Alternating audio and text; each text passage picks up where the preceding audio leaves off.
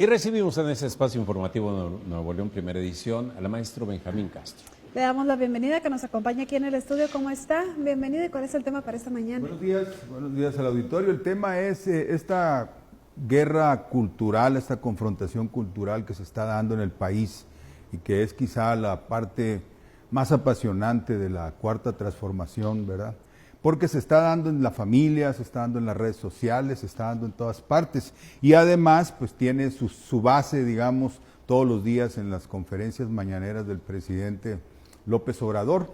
Es un debate quizá también que ocurre por primera vez en la historia de la humanidad, donde un dirigente, un mandatario, mejor dicho, diariamente debate con sus adversarios o opositores y en donde participa una buena parte de la población. Esto es inédito en la historia, quizá en los tiempos de Grecia pues, hubo algo similar, ¿verdad? Cuando los ciudadanos se congregaban en las plazas a discutir, pero en este caso sucede que quienes son, digamos, los opositores al gobierno recurren a los mismos dogmas ya refritos y además fracasados, debemos decirlo, de los gobiernos neoliberales. Estos gobiernos neoliberales, según un análisis de la jornada por allá en el 2014, representó el triunfo cultural del ITAM, porque todos estos gobiernos fueron hechura de los funcionarios prominentes que venían precisamente del ITAM. Este es un libro de María Eugenia que expresa ahí claramente la historia de esta institución, ¿verdad? Que fue creada precisamente para generar una corriente neoliberal por allá en 1946, ¿verdad? Meterlos al gobierno poco a poco, entraron con el gobierno de Echeverría en un puesto minúsculo ahí en la oficina de la presidencia. Sí, de bajo perfil, hasta llegar a tomar la Secretaría de Hacienda ya abiertamente con Carlos Salinas, ¿verdad? Entonces, ellos, la escuela austriaca es el origen de este pensamiento, que es una ideología que dice que pues simplemente el Estado no debe existir, ¿verdad? Que todo lo que haga el Estado es maligno, ¿verdad? Que de ahí viene la corrupción, de ahí viene el endeudamiento, de ahí viene el gasto público desmesurado, ¿verdad? El derroche, que es culpa pues del Estado mexicano, bueno, en general del Estado. En la siguiente imagen tenemos a esta institución que es el ITAM, ¿verdad? Cumplió 75 años en el 2014, en el 2016, o sea que ya tienen su ratito, financiado por Bayeres, los Rockefeller y familias de ese tipo, ¿verdad? De la oligarquía internacional. En la siguiente imagen están los fundadores, especialmente estos dos, que no son muy conocidos, pero que son los que vinieron y elaboraron, dieron conferencias, auspiciados por Montes de Oca, el que fue secretario de Hacienda por allá en los 30, y formaron la institución, formaron el instituto, después se les dio un terreno, después se les dio autonomía, incluso autonomía para que operaran como universidad, ¿verdad? Y desde ahí pues crearon esta escuela de cuadros de la ideología neoliberal radical, ¿verdad? Porque en el Tecnológico de Monterrey digamos que son moderados, neoliberales moderados.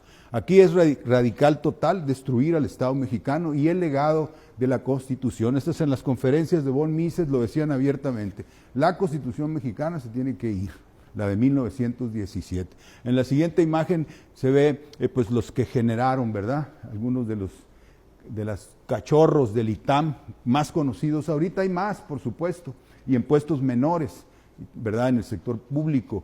Pero digamos que estos son los más famosillos, especialmente Pedro Aspe, el secretario de Hacienda de Carlos Salinas, ¿verdad? Uno de los más destructivos, ni se diga de Carstens, ¿verdad? O el propio Luis Videgaray, ya con un nivel de inmoralidad mayor incluso que los primeros, ¿verdad? Porque esa era la característica, no al Estado, pero tampoco a la moral. La economía es una ciencia neutra, según ellos, ¿verdad? Tú puedes robar y hacer tranzas, es el mercado, son los negocios.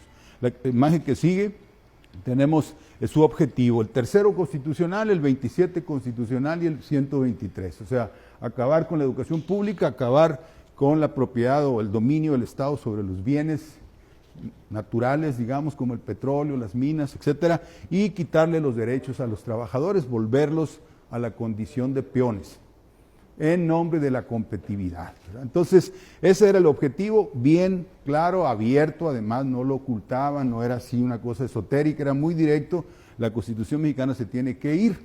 Por eso los gobiernos liberales parecían el triunfo de esta corriente, ¿verdad? Hasta la llegada de López Obrador. En la imagen que sigue tenemos su resultado, porque aquí, como quien dice, a los neoliberales en México se les agarró con las manos en la masa, ¿verdad? O sea, ¿cómo se dice? En fragancia en su delito. Destruyeron el crecimiento, o sea, fracasaron, porque ellos siempre dicen que sin el Estado, la iniciativa privada, la inversión extranjera va a catapultar la economía, y pues resulta que en México la desplomaron, ¿verdad? No volvieron a crecer y mantuvieron el crecimiento casi en cero, ¿verdad? Porque ya sumando la población, el crecimiento, pues no llegó o no pasó de cero. En la imagen siguiente, lo peor, ¿verdad? Que es el endeudamiento. Provocaron lo que siempre decían combatir. Acordémonos que cuando sale López Portillo, entra Miguel de la Madrid con el propósito de la austeridad, reducir el endeudamiento, acabar con el despilfarro, y fue todo lo contrario. En la imagen siguiente, por favor, estamos ante la curva, ya la hemos presentado aquí, a ver si aquí está, este es el crecimiento, se dispara, ¿no? De los humildes 80,000 millones que debía López Portillo a los casi 500,000 millones de dólares que dejó de deuda Peña Nieto, ¿verdad? Así que otro gran fracaso en uno de los axiomas más queridos por ellos, ¿verdad? No se debe endeudar el Estado, pues lo endeudaron, quintuplicaron la deuda, ¿verdad? Los gobiernos neoliberales. La imagen que sigue, otro de sus grandes fracasos fueron las reformas estructurales. Nos dijeron, hombre, con las reformas estructurales vamos a crecer, la famosa promesa de los 3 millones de barriles diarios de petróleo, y que los pusieron en 1,5 en realidad, o menos de 1,5. Esa reforma, las demás también podemos criticarlas, ¿verdad? Pero la reforma energética fue la que los encueró, ahora sí, ¿verdad? Fracasó plenamente porque ni siquiera vino la inversión que decían que iba a venir, ¿verdad? Todos los bancos y fondos de inversión no vinieron, ¿verdad? Aquí en la imagen que sigue, entonces, quiere decir que fracasaron completamente, porque aquí está la producción de petróleo, como la dejaron por acá en el 1,5, poquito más de millones de barriles al día. Absoluto fracaso del dogma neoliberal en el caso de la producción petrolera, ¿verdad? En la imagen que sigue tenemos ahora como, de todas formas, después de este fracaso, vuelven a manejar los mismos axiomas, los mismos rollos. ¡Ay! Están enojadas las calificadoras. ¡Ay! Los mercados están viendo mal a México. Uy, no fuimos a Davos. Uy, no fuimos a la reunión del G20. ¡Qué horror! Se van a enojar los mercados con México. Ahora, ¿y con qué nos amenazan? Pues que se va a ir la inversión extranjera. Veamos aquí lo que ellos, estas calificadoras operan como pitonizos, ¿no? O sea, como el oráculo de Delfos, que le decían a los pueblos griegos qué les iba a pasar, ¿verdad? Y nos dicen a nosotros, es que van a crecer muy poco, que los mercados se van a enojar con México, ¿verdad? Vamos a suponer que los mercados se porten bien. Aquí están los años de los neoliberales en inversión extranjera. Aumentó, ¿verdad? Aumentó hasta 33,000. ¿Y qué pasó? La economía no creció, ¿verdad? Así que la inversión extranjera no es muy benéfica, que digamos, más bien es saqueo, porque la mayor parte de estas inversiones extranjeras fueron compra de fierros. O sea, cuando compraron un banco, ¡pum!, compramos un banco, pero era el mismo banco.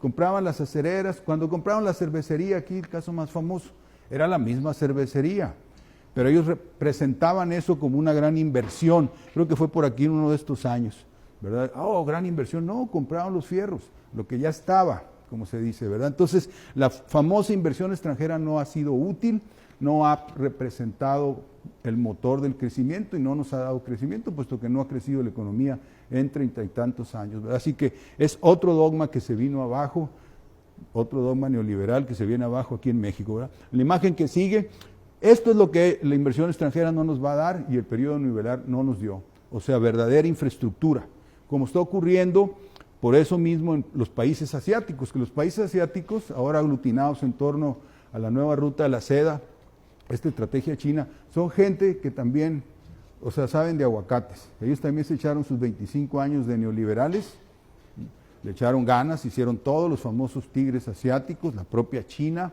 ¿verdad? Y no los condujo al crecimiento, no los condujo a la prosperidad, los condujo a una bancarrota por allá en el 99, 97.